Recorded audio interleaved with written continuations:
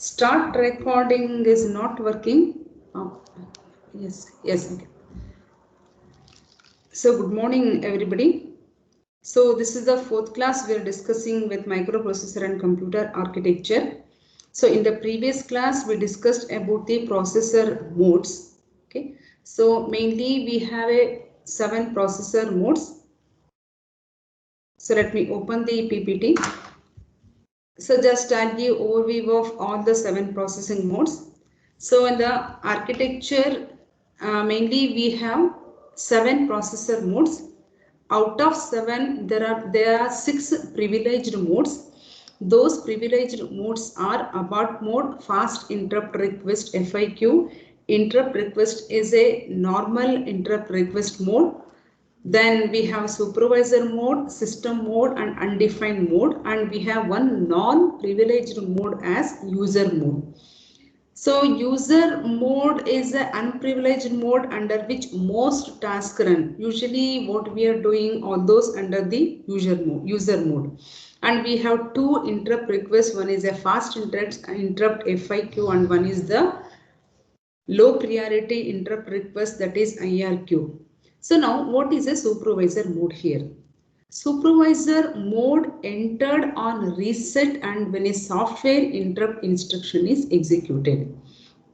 Suppose if you are executing any of the program, okay, when the user is executing any of the program, then the system will be in the processor will be in the user mode. Okay, so in between, suppose if it is getting any software interrupt, okay, so then that user mode has to stop working its use and it has to give the service for the interrupt occurred from the software interrupt, some interrupt, and it has to move to the, it has to give the interrupt service routine. I mean it will go to the ISR.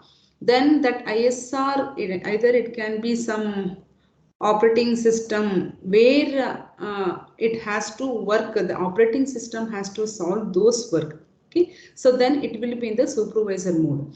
So that is the mode that the processor is in after reset and is generally the mode that an operating system kernel operates in.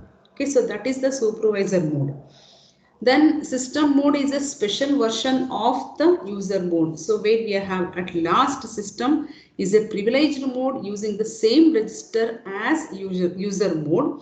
So that means it is a special version of the user mode and that allows full read-write access to the CPSR, what we are going to discuss in the coming slides, a CPSR register.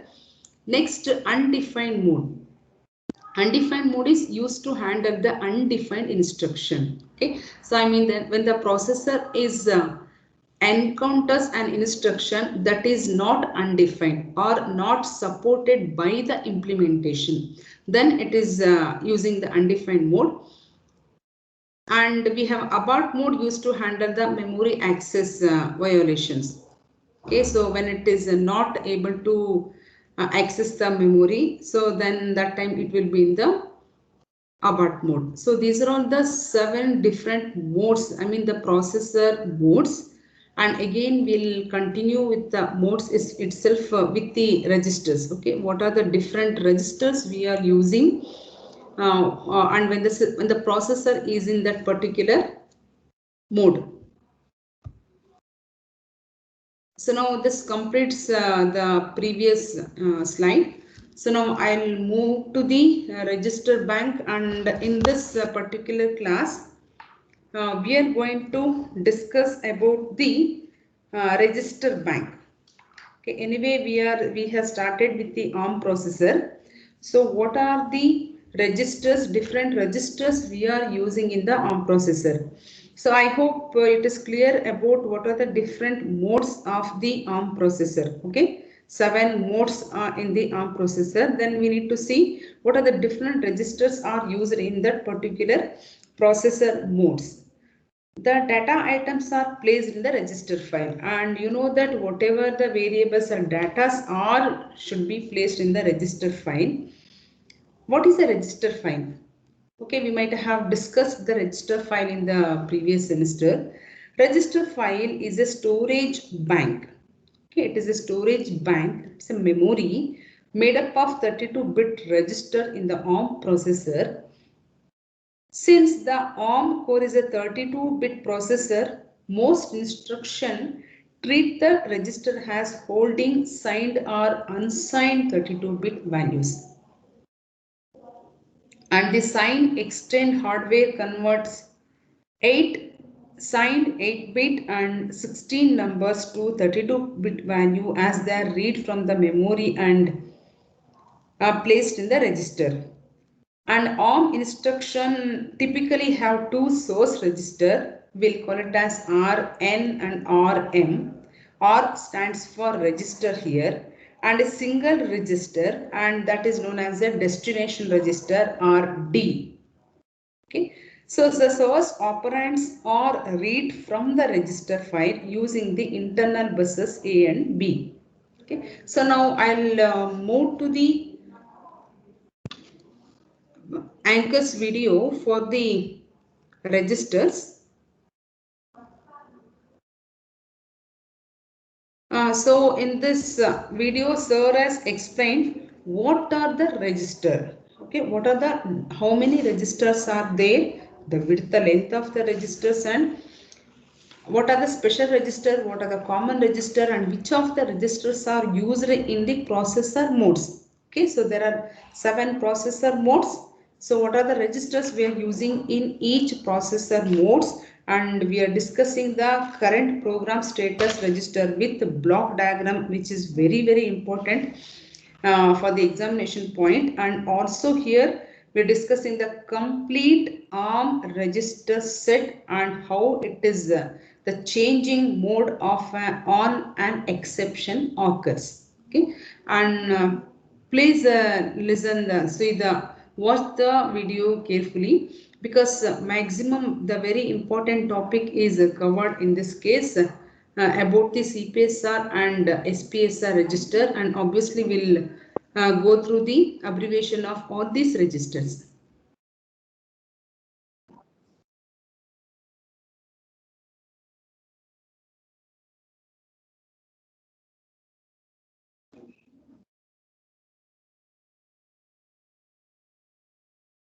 Ma'am, the video is not audible.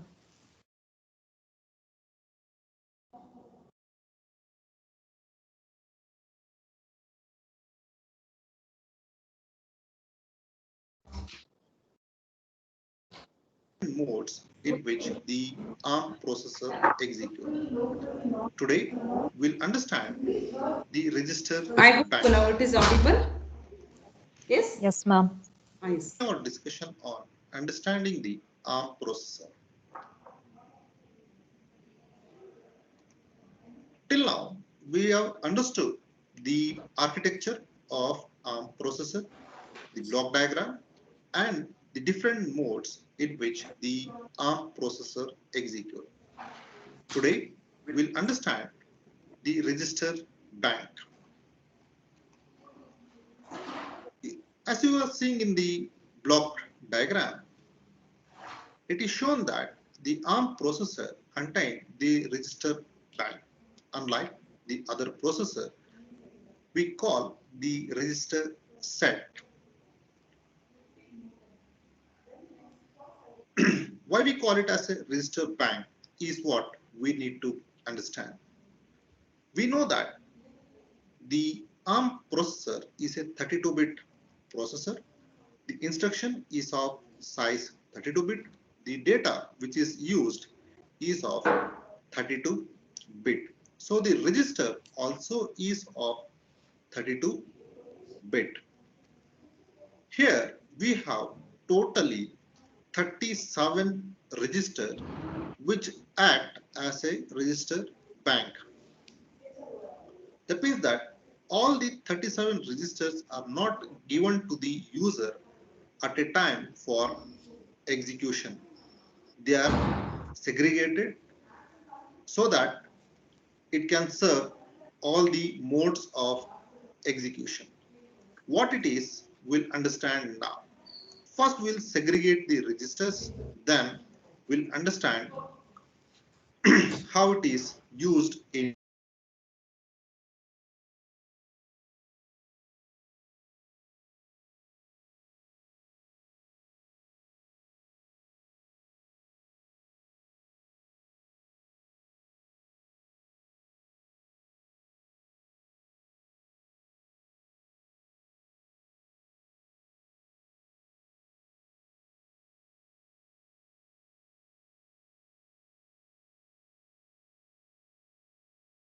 and there are some common registers. So we will understand which are all the registers which are dedicated and which are all the registers which are common for all the modes. First, we'll start with the program counter. Program counter, as you all know, which is used to keep track of next instruction to be executed. So, in the ARM processor, we have one dedicated program counter. We have something called status registers, which will store the current status of the instruction which is being executed. If the result is 0, if the result generate carries, if the result is negative, these informations are required for taking further decisions. So this type of informations or the mode is called the status of the program. So the status of the program is stored in the two registers, CPSR and the SPSR. CPSR stand for current program status register. SPSR stand for saved program registers. As we all know, ARM processor has 7 modes of execution. Out of 7 modes, 5 modes will have dedicated SPSR. But the CPSR is common for all these 7 modes. What are the purpose of it? How it is used? We'll study in the next slide. So 5 SPSR, 1 dedicated CPSR and 1 program counter. Totally we have 7 dedicated registers. Then we have 30 general purpose registers. So are we given all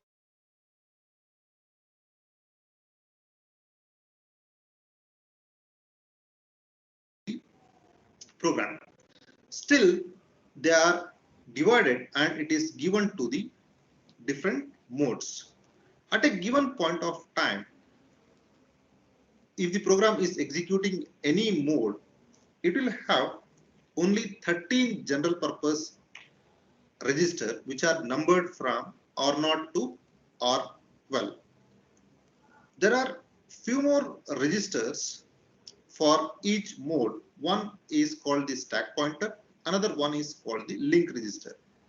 The meaning of the stack pointer and the link register we'll understand when we study the instruction set in detail.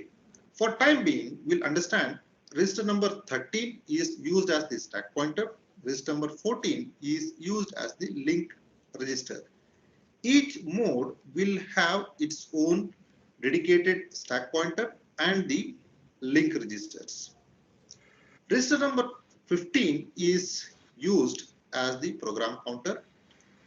Then we have the CPSR registers. Now we'll segregate them into different modes.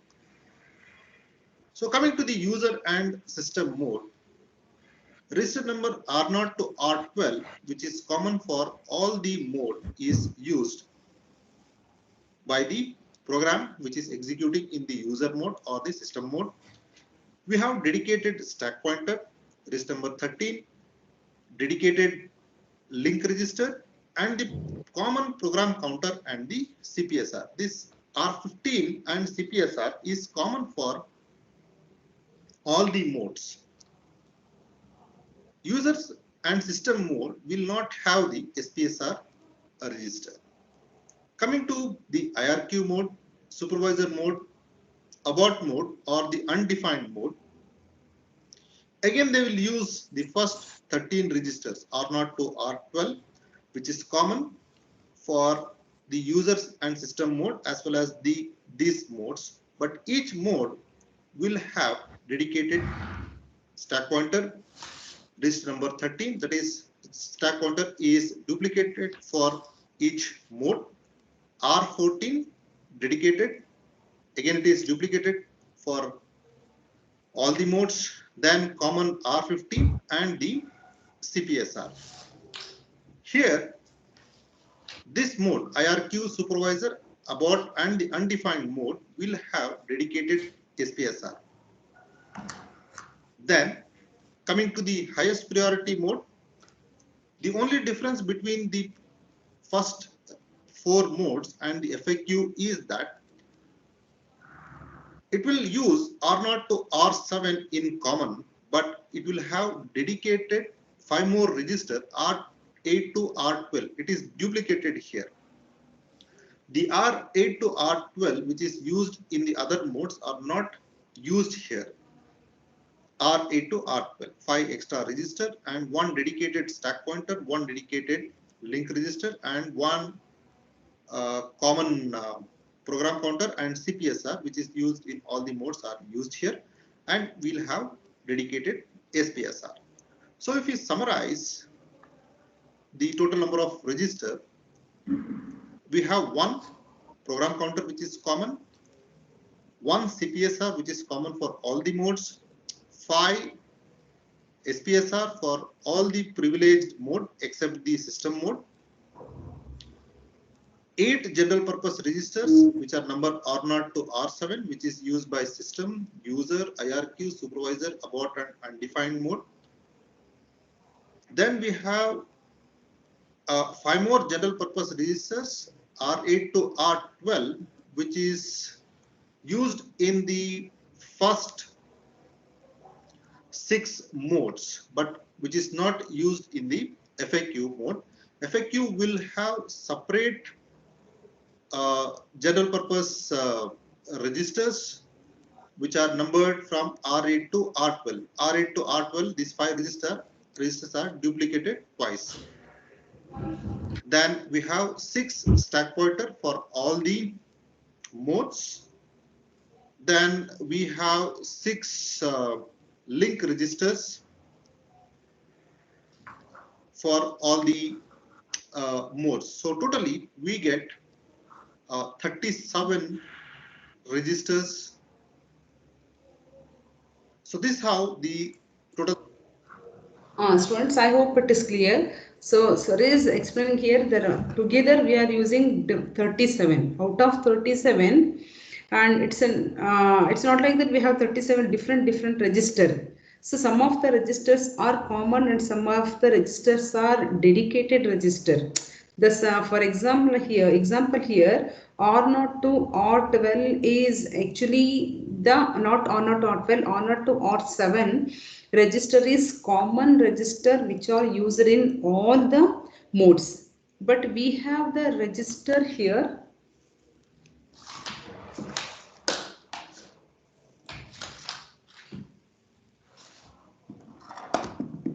and here you can see R8 to R12. R8 to R12 register or also general register. So these are all general purpose register, but these registers are dedicated register used in fast interrupt request modes.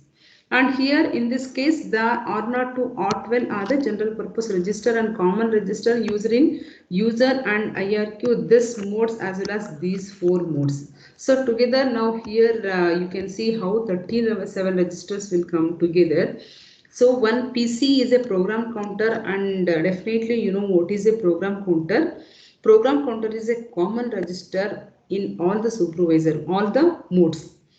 And CPSR is nothing but current program status register that will discuss with the format of the CPSR register.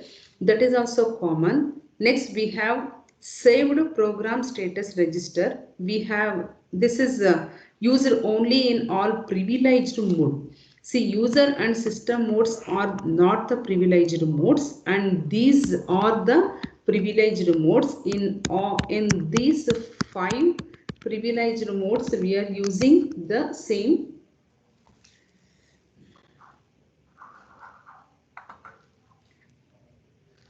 so we are using the same register. So this is one register, here one, and we have a special all saved file, saved program register, and 8 plus 5 together 13 R0 to R8 general purpose register. Next again FIQ, because here 8 to 12. Okay, out of this 8 to 12 are dedicated. These are all common registers in here, but these are all special registers in FIQ. When it is in FIQ. So next we have SP is a stack pointer.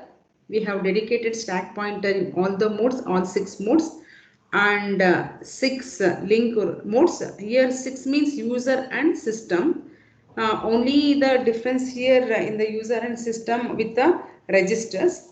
So we'll consider on the 6 here, SP and 6 and LR are 6 modes. So together we are getting 37 register, and how all these registers are divided in the all these 7 modes which are used in the ARM processors.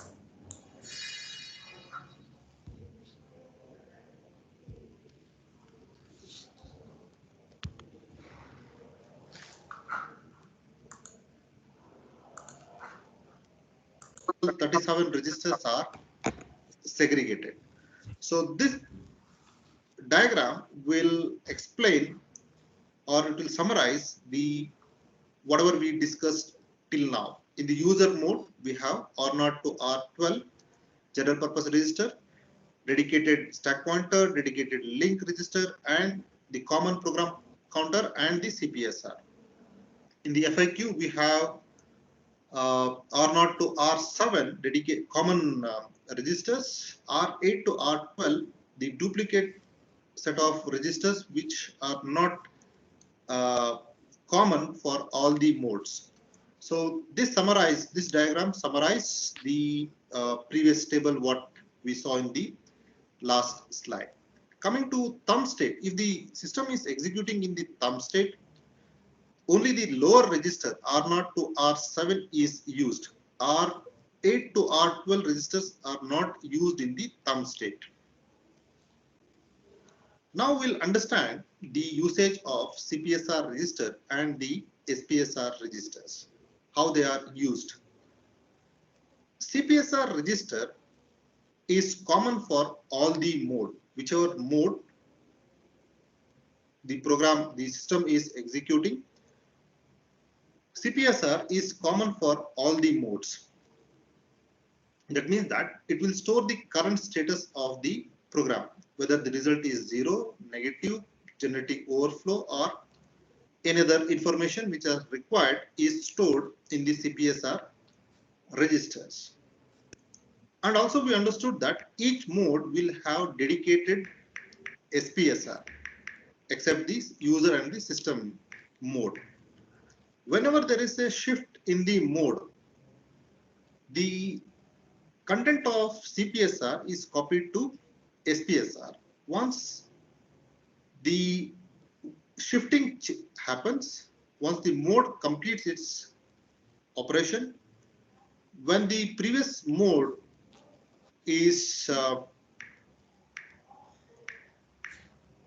when we shift back to the previous mode, this content of SPSR should be copied back to the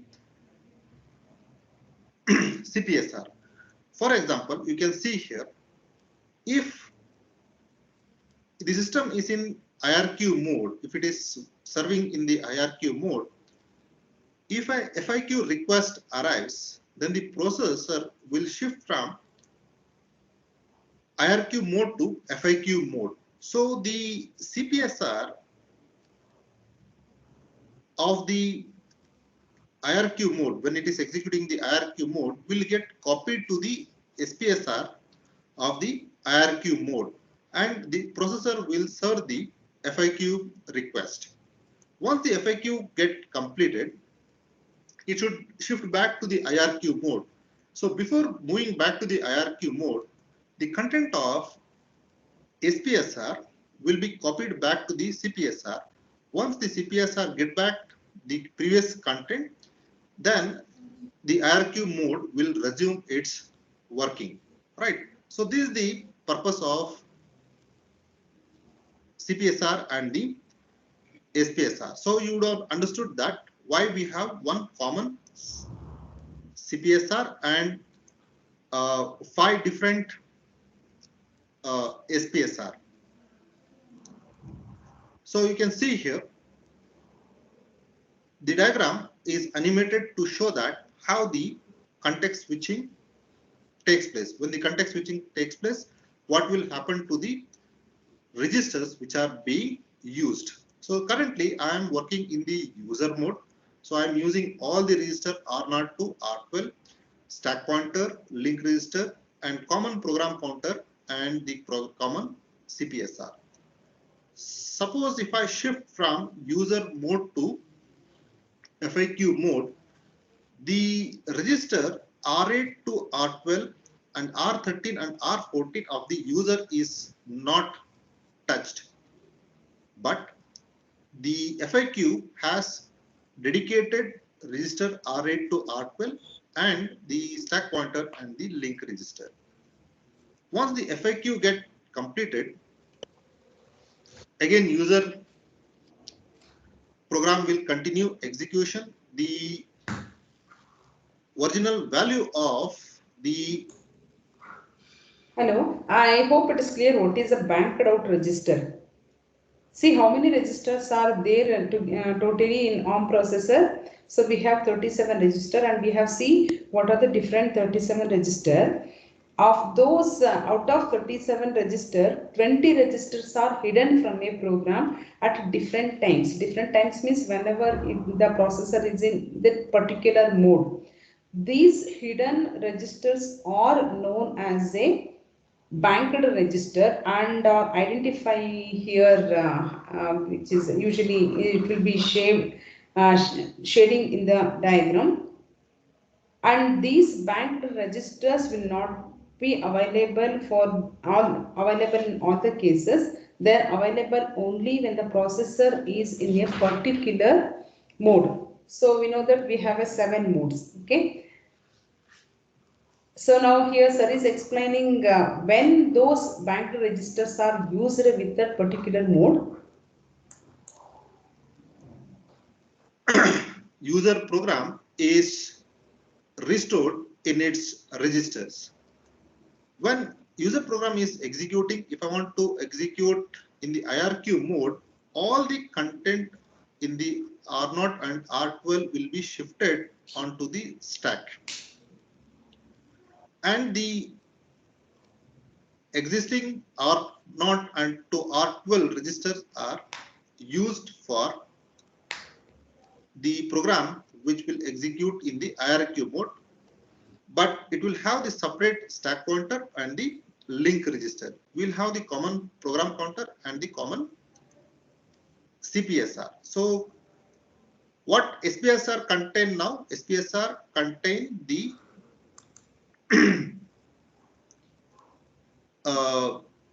content of the previous CPSR. Once the IRQ mode is completed, content of SPSR will be copied back to the CPSR. User program will start executing. So it will happen for any mode of execution, right? So this is what will happen during the execution. So you will understand this in detail when you study the program and when you study the stack operations in the later part. So we'll go a little bit detail about the status registers. As you all know, the register is of 32-bit. So here you can see the status register, which is whose whose bits, each bit are dedicated for different purpose. So you can see we have the flag field, bit number 27, 28, 29, 30 and 31, which are used for flag fields. 0 to 4, which is used for the mode, which is to specify which mode my program is executing, whether it is executing in the IRQ mode, in the user mode, FIQ mode, or the supervisor mode. So I have 5 bits to show that. Then I have I bit, F bit, and T bit in the 5th, 6th, and 7th location of my register. From 8 to 27, it is not yet defined. It is reserved for the future purpose, which we call it as an extension or the status field. So we'll not bother much about the S and the extension, but we need to look at the flags and the control fields. So F's flag field, we have NZCV. What is that NZCV? We need to understand. Then we need to understand what is IFT and the mode. So here is what we need to understand. So coming to the 31st location, which is marked as N. Initially, this field will be 0 if the program is executing and the current instruction, if it generates the negative result, then this bit 31 bit will be set to 1 if the result generated is negative. Then we have 0 if the result generated is 0, the Z bit will set to 1. If the result generate a carry, then the C bit will be set. If I have an overflow in my result, then the V bit will be set. That is, the 28th bit will be set when my program is executing. These informations are very much required to take some decision when my program is executing. Coming to the mode 0 to 4, I need to understand in which mode my program is, my system ARM processor is executing, whether it is executing the IRQ mode or the FIQ mode or the user mode or the supervisor mode. So I have the coding for all the mode. If the program is executing in the user mode, then the mode will be 1 followed by 40. If I'm in the FIQ mode, this 5 bit will be 10001 1. If it is IRQ, 10010. If it is supervisor mode, it is 10011.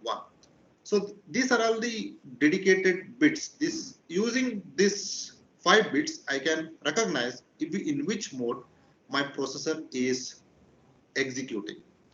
So we understood the flag fields, what is N, Z, C and V. We understood the mode bits. We need to understand the 5th, 6th and 7th bit where it is written IFT. So coming to the 5th bit, which is written as T, we know that the system can execute in the thumb mode. If it is executing in the thumb mode, then the T bit is set to 1. If it is not executing in the thumb mode, then the T bit will be 0. By seeing the T bit, you can identify whether the system is in the thumb mode or in the general mode. Then coming to the bit number 6 and 7, it talks about the decision to take during the context switching. When we change from one shift to one mode to another mode, this bits will make a lot of sense to me. If I bit is set, that means that IRQ mode is disabled. If F bit is set, then it disables the FIQ mode, right? So we'll understand this when this I and F will be set in the next slide. Okay, you can see here, I'm showing you the I and F bit. If both I and F bit is set to 1, that means that at present the FIQ is being served. The program with the highest priority is being served. At this point, none of the mode can be shifted. Even the FIQ highest priority program come for execution. When the highest priority program is being executed, there should not be the context switch. So both the IRQ and the FIQ bits are disabled. If the I is 1 and F equal to 0, that means that IRQ is being served. So IRQ is disabled. It means to say that if another request comes, if it is the IRQ, low priority mode, then there should not be a shift. There can be a shift only if the highest priority program comes for execution. So here IRQ is disabled and FAQ is enabled. If the I is 0 and F equal to 1, it means to say that FIQ is being served and the IRQ is enabled and FAQ is disabled. This should not happen. That means that when highest priority program is being executed, if a lower priority program comes for execution, I am not supposed to serve that program. Right. So this combination is not allowed. 0-1 combination is not allowed. Only 1-1 combination, 1-0 combination, and 0-0 combinations are allowed. What do you mean by 0-0? That means that if I equal to 0 and F equal to 0, the current mode is user program is being served. Now I am open for the program in the lowest priority mode or the highest priority mode. Whoever comes for execution, I'll give space for them to execute. That is the meaning of these bits, right? So based on these bits, we can decide about the context switching. Coming to the thumb mode, if the thumb mode is set, the system will be executing in the or system will be executing the 16-bit instruction. This, why we need to execute the system in the thumb mode? Why we want 16-bit instruction? As you all know that if I am executing the 32-bit instruction, it will occupy more space in the memory. If I am designing the smaller device, which can hold only less program, less number of instruction, writing the program in the 32-bit may become costly for me in terms of memory utilization. If I want to reduce the memory size, I want to write a program which can be accommodated in the small memory. So I shift to 16-bit instruction, which will reduce the code density. So 65% of the ARM code can be reduced if I write the program in the using the 16-bit instruction, right? So what will happen if I execute the system in 16 in the thumb mode? As I told you already, we'll be using the register from R0 to R7. The size of the constant will get reduced. That is, the range of the data which we are going to use will get reduced. And we told that any instruction, the second input will go through the barrel shifter in the general mode of execution. But in the thumb, the barrel shifter will not come into picture. The second input also will go directly for execution, right? So that is the difference between the general mode of execution and the thumb state execution. So by looking at the T, we can understand whether it is in the general execution state or in the thumb state. Right. So with that, we'll conclude this session where we understood the register bank and why it is called register bank, not the register set in the. I hope it is clear. Yes. So this is CPS register. What this register architecture is very important. You may get questions on this. Okay, you need to write the CPS register. This is the thumb one, and what's are explained that okay I and F bits. So this particular diagram, okay, with the modes. So now let's see one of the small example here how the CPSR contents. So now in this case. Anyway, we know that the register is having 32-bit registers.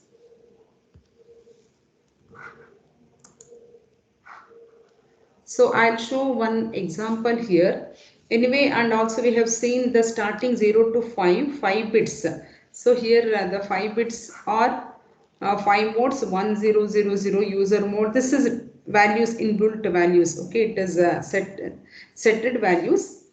Already it is set. I mean sometimes I mean you need to know 1111 is a system mode. Out of 7 modes there are 6 non-privileged mode and 1 is a non-privileged mode, that is a user mode. Only the user mode is a non-privileged mode. So how this 32, what are the different values of the 32? And here we discussed one is a thumb bit. Okay, so in the ARM processor we have a thumb instruction where we are having 16-bit instruction. Including this thumb instruction, and we have one more instruction set like that, Jazelle. Okay, that just I'm telling for your reference here.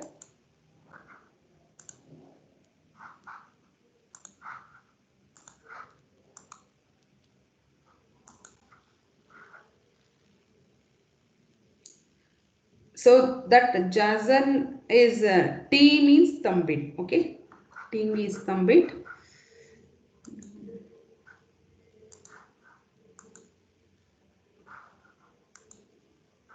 Okay. And we have one J. And in the previous case, anyway, it was not shown in the source video. The source video that is in the shaded one. So one example I'm going to write here. Okay. Suppose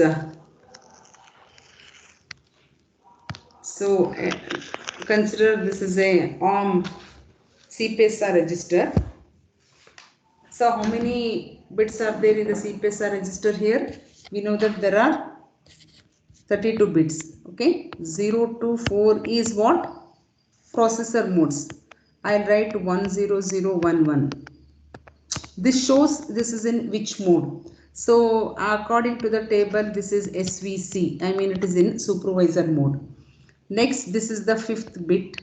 So 5th bit is 0. I'll take 5th bit is 0, and that is actually T, small t, that is this is not a thumb instruction.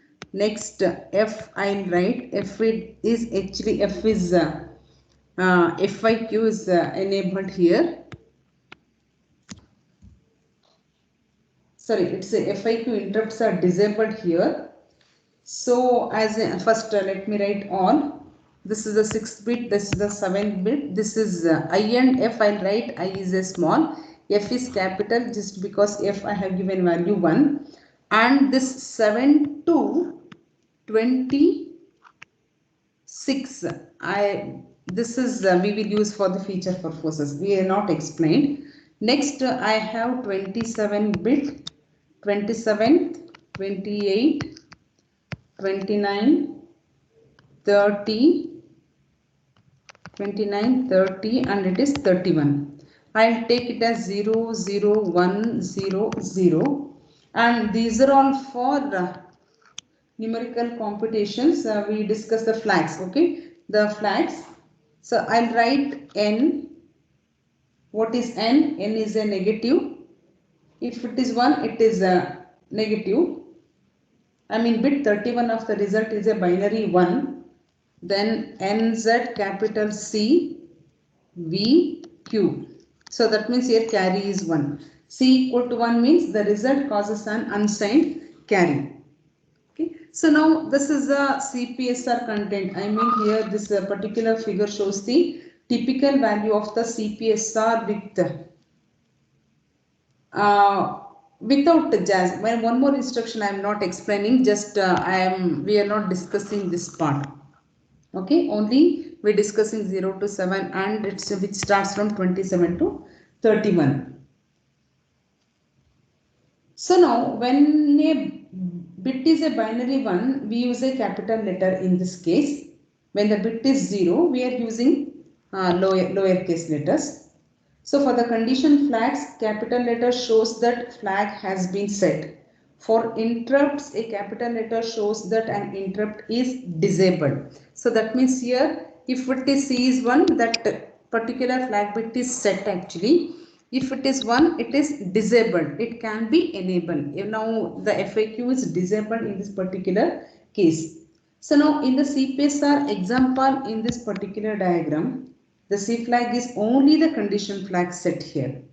The rest all NZ, VQ flags all are clear. And the processor is ARM state. Okay. Because T is 0. It is not thumb state. If T equal to 1, that is a thumb state. So now it is ARM state. And we have one more state, JAZL. So that will come around J here. Okay. That J, I mean that is the 24th bit. So that is known as JAZL state. I mean the ARM designers introduced one third instruction set called JAZL. It executes 8-bit instruction and is a hybrid mix of software and hardware designed to speed up of the execution of the Java codes. Okay, that you just need to know. Okay, we have 32-bit also, and we have 16-bit of thumb state. And if it is Java, when you are executing Java bytecodes, so it will be in a 8-bit instruction set. That is not discussed actually. And also when I am taking all interrupt request, IRQ is enabled, FAQ is disabled. And so the one more thing is 10011 is used for supervisor mode. Okay, so this is how we are giving the values for all the 32 bits in the CPSR register. Okay, so we will, by using this, you will get to know the processor is in which state. Okay, and you will get to know what are the flag bits are set. Okay, I hope it is clear. Yes, any questions on this? Yes.